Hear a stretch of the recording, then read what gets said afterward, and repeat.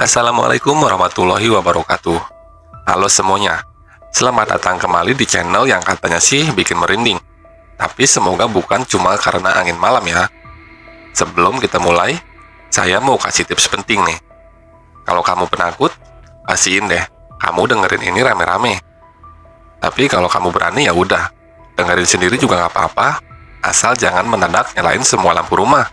Terus nyalain saya karena nggak bisa tidur. Malam ini kita akan bahas cerita horor yang katanya nyata. Tapi tenang aja, setan di cerita ini cuma nongol di layar. Kalau tiba-tiba ada yang nongol di belakang kamu, itu urusan lain. Ambil posisi nyaman, jangan lupa cemilan.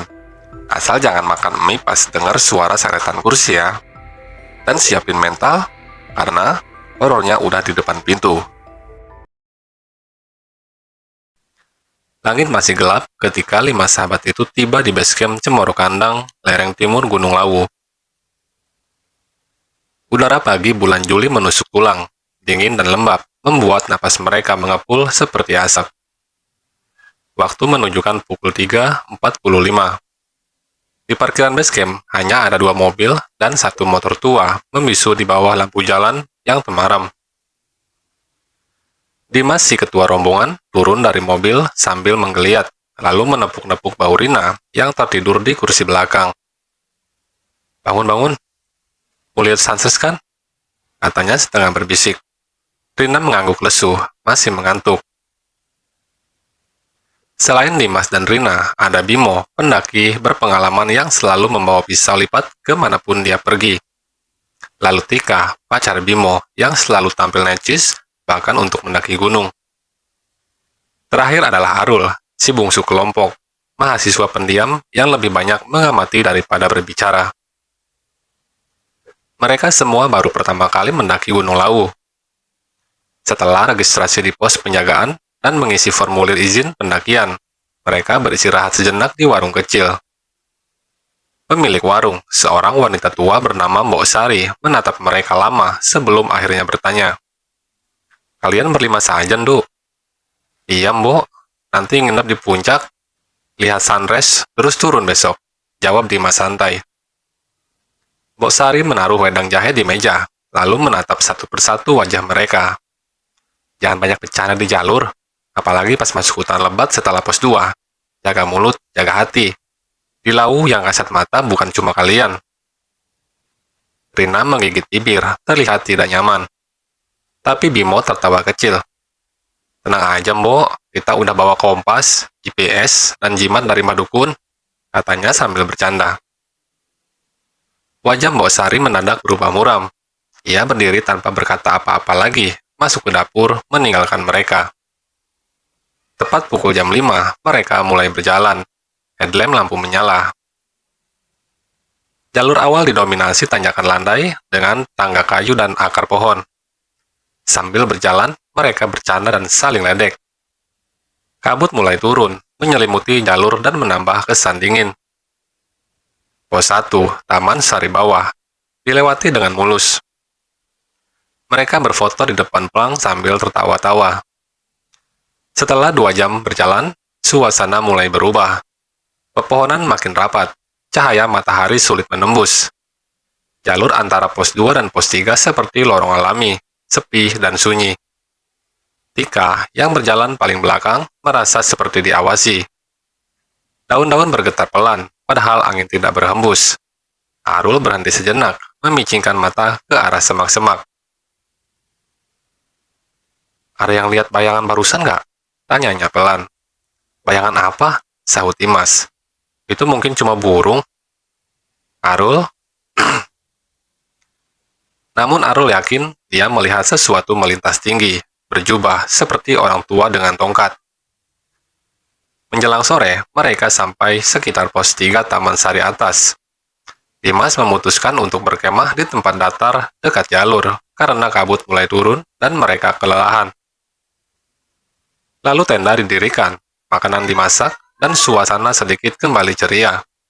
Namun ketika malam mulai turun, kabut semakin tebal. Suara-suara aneh mulai terdengar, seperti bunyi gamelan dari kejauhan, samar, berirama pelan. Tika berhenti mengunyah mie instannya. Kalian dengar gak? Semua hening. Lalu pelan-pelan, suara gamelan Jawa Kenong, Bonang, Kendang terdengar samar, seakan berasal dari balik kabut. Nadanya lambat dan berat, seperti iringan kirap kerajaan. Siapa itu yang bawa speaker? Bimo mencoba bercanda, tapi tidak ada yang tertawa. Rina merapat ke Dimas. Serius, Dim? Itu bukan suara angin. Tiba-tiba dari semak dekat tenda terdengar suara seperti orang batuk. Bukan hewan, bukan juga efek gema. Mereka semua menoleh, menyorotkan senter ke arah suara. Tidak ada siapa-siapa, hanya pohon dan kabut. Tapi jejak kaki muncul di tanah yang lembab, jejak tanpa pemilik. Arul mundur perlahan. Aku rasa kita harus turun, ini bukan tempat buat bercanda. Tapi Dimas masih berusaha tenang. Sudah malam, turun sekarang malah lebih bahaya. Mereka masuk ke dalam tenda, berusaha tidur. Tapi di luar, suara langkah kaki terdengar berputar-putar mengelilingi tenda, diiringi suara gamelan yang makin mendekat, dan bisikan dalam bahasa Jawa halus. Kabut tebal masih menyelimuti tenda ketika jam menunjukkan pukul 1.17 dini hari. Tika terbangun lebih dulu. Matanya terbuka lebar, namun tubuhnya kaku. Suara gamelan yang tadi malam samar kini terdengar jelas seperti dimainkan hanya beberapa meter dari luar tenda. Denting kenong dan gong saling menyahut dalam ritme lambat, diselingi suara langkah kaki yang teratur, berirama seperti iring-iringan upacara. Ia mencoba membangunkan Bimo yang tidur di sampingnya. Tapi sebelum sempat bicara, Tika melihat bayangan orang-orang berjalan di luar tenda. Siluet mereka tinggi, berpakaian seperti abdi dalam, memakai belangkon dan jarik panjang. Ada yang membawa tombak, ada yang membawa nampan besar seperti sesaji. Mereka semua berjalan kepala menunduk, tak ada suara selain gamelan dan langkah kaki. Tika akhirnya bisa bersuara. Bim, bangun Bim, lihat itu. Bimo membuka mata, lalu bangkit pelan. Ketika ia melihat ke arah luar tenda, wajahnya mendadak pucat. Bayangan-bayangan itu masih terlihat berjalan dalam diam, tapi yang membuatnya menggigil adalah ketika salah satu dari mereka, sosok perempuan berpakaian kebaya putih, berhenti di depan tenda mereka, lalu menoleh perlahan ke arah mereka. Wajahnya tanpa mata, hanya kulit putih polos. Rina terbangun karena mendengar teriakan kecil Tika. Dimas dan Arul menyusul, panik. Dimas langsung membuka resleting tenda dan mengarahkan senter keluar. Kosong, tidak ada siapapun di luar. Tapi tanah di sekitar tenda penuh jejak kaki, bukan hanya satu atau dua, tapi puluhan. Seperti habis dipakai kerumunan orang berjalan. Ini gila. Apa kita semua halu? Umam Dimas, tapi nadanya lebih seperti meyakinkan dirinya sendiri. Arul memeriksa jejak itu. Ini bukan jejak sepatu. Ini seperti sendal jepit, tapi bentuknya kuno. Angin bertiup keras. Kabut makin turun menelan cahaya dari senter mereka. Mendadak Tika berteriak keras dan tubuhnya kejang. Matanya melotot dan mulutnya bergerak-gerak, menggumamkan kata-kata dalam bahasa Jawa kuno yang tidak mereka mengerti. Arul mencoba menahan tubuhnya, tapi Tika semakin liar. Suara Tika berubah berat dan dalam. Bukan suara seorang gadis, lebih seperti suara lelaki tua yang sedang marah.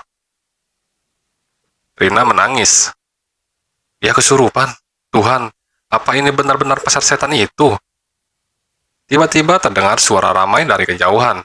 Bukan gamelan, tapi seperti suara orang-orang berbicara, tawar-menawar, tertawa, bahkan memanggil nama. Seperti suasana pasar pagi, tapi ini di dalam hutan dan di tengah malam. Mereka berempat saling menatap, tak satu pun tahu harus bagaimana. Tika mendadak berhenti meronta. Ia membuka mata, lalu tersenyum lebar. Tapi bukan senyuman Tika, wajahnya terasa asing, dan dari mulutnya, suara berat itu kembali berkata. Dimas tersentak. Siapa yang dipilih? Maksudnya siapa? Tika tidak menjawab. Ia hanya menatap Dimas lekat-lekat, dengan senyum miring yang tidak manusiawi. Perlahan, dia bangkit sendiri, tanpa bantuan siapapun, dan keluar dari tenda. Berjalan lurus ke arah kabut. Tika, jangan ke sana. Bimo mengejarnya, tapi saat dia melewati batas pandang cahaya senter, Tika sudah hilang. Tidak ada jejak, tidak ada suara, hanya keheningan total. 1 menit, 2 menit, 5 menit, Bimo kembali, wajahnya pucat. Dia nggak ada, hilang, seperti ditelan kabut. Dimas menunduk. Kita nggak bisa tunggu di sini aja, kita harus cari dia, sekarang juga. Namun Arul menarik lengan Dimas, wajahnya tegang. Lihat ke depan. Dari balik kabut, lampu-lampu minyak mulai terlihat berderet, seperti kios-kios pasar. Bayangan manusia terlihat mondar-mandir, tapi semua tidak menginjak tanah, mereka melayang. Salah satu bayangan mendekat, sosok penjual tua dengan kain batik kusut tanpa wajah, hanya mulut besar yang terus bergerak. Ragamu ora penting. Cukup jiwamu wae. Rina menjerit. Dimas menarik semua kembali masuk ke tenda. Mereka berpelukan dalam ketakutan. Malam itu mereka tidak tidur, hanya berdoa agar matahari segera muncul. Tapi sebelum fajar, suara pasar itu masih terdengar, samar, namun nyata. Pagi datang tanpa matahari. Kabut tetap tebal, dan udara di sekitar pos 3 terasa lebih dingin dari biasanya. Tidak ada suara burung, tidak ada cahaya keemasan fajar. Hanya bisikan angin yang mengalir lembut seperti napas gaib yang mengawasi. Tika hilang. Semalaman Dimas, Rina, Bimo, dan Arul menunggu, berharap dia kembali.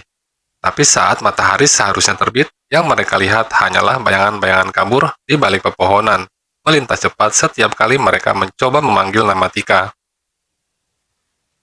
Dia nggak bakal balik kalau kita tetap di sini, kata Dimas akhirnya. Suaranya pelan tapi penuh tekad. Kita lanjut ke atas, dia pasti ke puncak. Gila, kamu pikir dia jalan sendiri ke puncak dalam keadaan kesurupan? Bentak Bimo. Tapi tak lama kemudian dia mengalah, karena memang tidak ada pilihan lain. Tetap di situ hanya akan membuat mereka semua ikut hilang satu persatu. Mereka berjalan pelan, menyusuri jalur menuju Hargodalam, tempat yang dikenal sebagai wilayah keramat dari Gunung Lawu. Sepanjang jalan, kabut tidak juga menipis, bahkan sinyal GPS dan kompas mereka berputar tak karuan. Beberapa kali jalur terasa berulang, seperti kembali ke tempat yang sama. Jam menunjukkan pukul 10.30 saat akhirnya mereka tiba di dataran terbuka dengan pohon besar di tengahnya, Hargodalam. Di sana ada sebuah warung berdiri diam, terbuat dari kayu tua, tampak reot namun masih utuh. Anehnya dari dalam warung terlihat asap tipis mengepul dan aroma wedang jahe tercium kuat, seolah baru diseduh. Itu siapa yang buka warung di sini? Gumam Rina, tapi tidak ada jawaban. Mereka berjalan mendekat. Di dalam warung itu, meja kayu tua tertata rapi, ada beberapa gelas yang masih berembun, dan 2 mangkuk mie rebus yang masih mengepul. Namun tidak ada satupun orang di dalamnya. Ini baru dimasak, kata Arul. Tapi siapa yang masak? Dimas melangkah masuk duluan, perlahan, seolah terdorong oleh sesuatu. Tangannya menyentuh gelas berisi wedang jahe, hangat nyata. Tiba-tiba dari balik tirai di dalam warung muncul sosok lelaki tua berpakaian adat Jawa, lengkap dengan belangkon dan baju beskap hitam. Kulitnya keriput, matanya tajam, dan tatapannya seperti menembus pikiran. Kowe wis ado mlebu, ucapnya lirih. Wes waktu nebali. Dimas terpaku, tubuhnya kaku. Lelaki itu mendekat, lalu menempelkan telunjuknya ke dahi Dimas. Mata Dimas langsung terbalik putih semua. Ia jatuh tersungkur. Rina menjerit. Bimo dan Arul masuk tergesa, tapi warung itu kosong. Tidak ada lelaki tua itu, tidak ada meja, tidak ada mangkuk. Dan Dimas, tidak ada. Hanya ada tas Dimas, jaketnya, dan 1 sepatu. Mereka keluar, panik. Tapi saat mereka kembali melihat bangunan tadi dari luar, warung itu telah berubah bentuk. Bukan lagi warung, melainkan bangunan menyerupai pendopo kecil, lengkap dengan ukiran kayu dan dupa yang masih menyala. Lalu Arul membeku. Aku pernah dengar dari orang-orang, katanya di Hargodalam ini ada keraton gaib. tempatnya para leluhur, tempat arwah-arwah kuno berkumpul. Bimo bergetar. Kamu mau bilang Dimas masuk ke sana? Bukan masuk, tapi dipanggil. Jawab Rina lirih, air matanya jatuh. Seketika langit di atas mereka berwarna merah tembaga. Matahari tak tampak, tapi cahaya aneh menyinari seluruh dataran. Dari kejauhan, di balik kabut, terlihat iring-iringan bayangan ratusan sosok manusia berjalan pelan, tak bersuara, menuju ke puncak. Dan dari tengah barisan itu terlihat Dimas, wajahnya datar, matanya kosong. Ia mengenakan kain batik dan beskap hitam, seperti salah satu abdi dalam. Ia menoleh sebentar ke arah Rina, namun tidak ada ekspresi apapun. Bimo berlari mengejar, tapi iring-iringan itu lenyap dalam kabut tebal dalam sekejap, tanpa suara, tanpa jejak. Kini hanya 3 orang yang tersisa, dan malam belum datang. Langit tetap merah, bukan merah senja, tapi seperti warna darah encer yang menyelimuti kabut. Waktu tidak terasa berjalan. Jam tangan Rina berhenti di pukul 11.11. Kompas Arul berputar terus. Mereka sudah tak tahu lagi mana timur, mana puncak, mana arah turun. Sisa rombongan, Rina, Bimo, dan Arul, berdiri mematung setelah kehilangan Dimas. Mereka kini benar-benar yakin, mereka tidak lagi berada di jalur pendakian biasa. Mereka sedang berjalan di antara 2 dunia. Apa ini alam mimpi? Tanya Rina, suaranya serak. Arul menggeleng. Ini bukan mimpi, ini antara dunia nyata dan goib. Kita masih hidup, tapi sedang melewati tempat yang bukan buat manusia biasa. Bimo memejamkan mata, tangannya menggenggam erat pisau lipat yang biasa ia bawa. Kita harus cari jalan turun, sekarang juga. Namun saat mereka berbalik, jalur yang tadi mereka lewati, dataran Hargodalam, sudah tidak ada.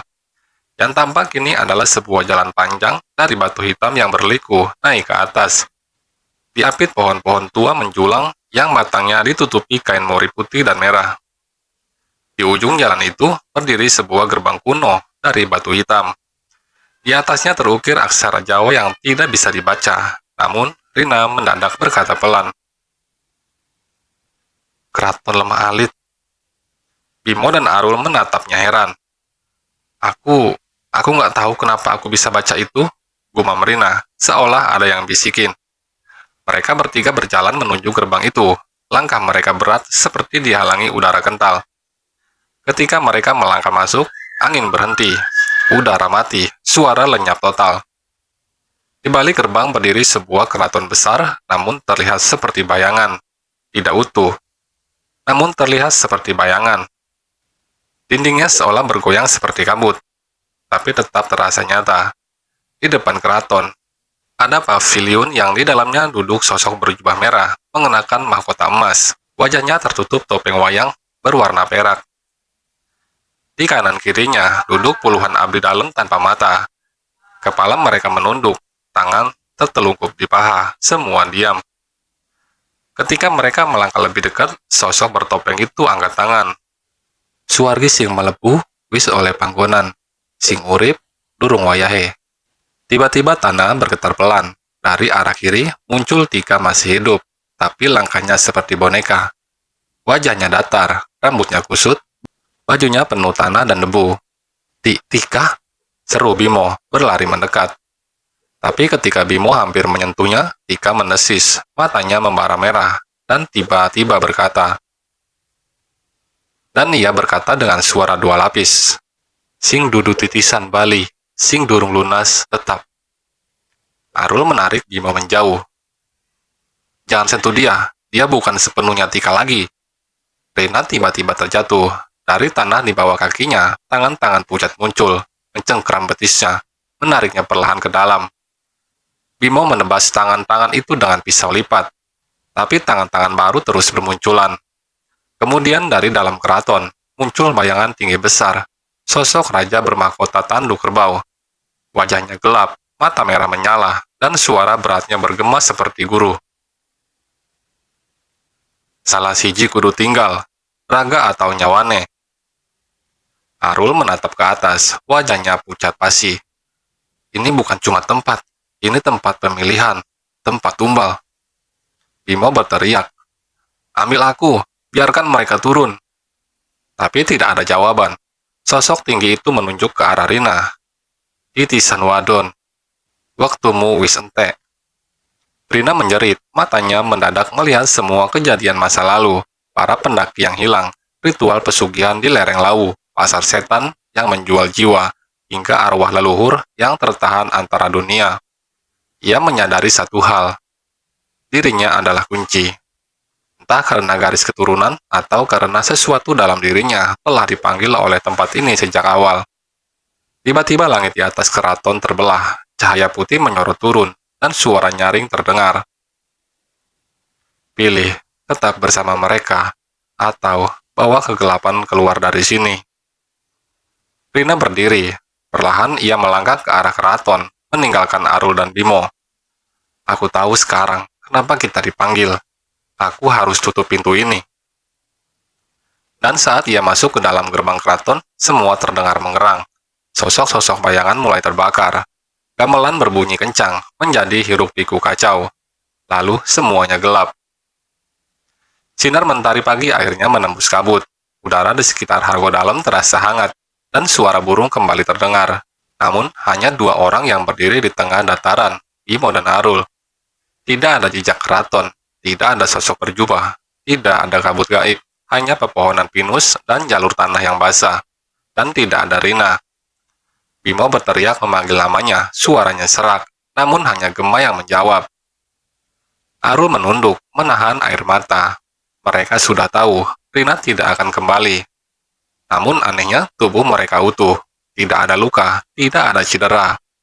Tas mereka ada di dekat kaki, lengkap. Bahkan logistik yang sempat tercecer semalam, kini rapi tersusun di atas tikar kecil. Seolah seseorang telah menyiapkannya untuk pulang. Mereka memutuskan turun secepat mungkin. Jalur turun terasa asing, seperti bukan jalur yang mereka naiki. Tapi mereka mengikuti insting. Tak bicara banyak, hanya sesekali menoleh, takut jika bayangan dari kabut kembali mengikuti. Di sepanjang jalur mereka menemukan barang-barang peninggalan pendaki lain, sepasang sepatu tua, botol logam dengan ukiran 1997, bahkan sebuah kamera analog tergantung di ranting. Seolah banyak yang pernah melewati jalur ini, dan tak semua kembali. Dan sampai di pos 2, mereka bertemu rombongan pendaki baru yang baru saja mulai naik. Salah satu dari mereka menegur, "Mas, kalian dari atas ya? Berapa hari naiknya?" Bimo menjawab pelan, "Semalam." Pendaki itu mengernyit, "Tapi kalian udah hilang 3 hari. Relawan udah sempat cari kalian." Bimo dan Arul saling menatap. Tangan mereka bergetar. 3 hari?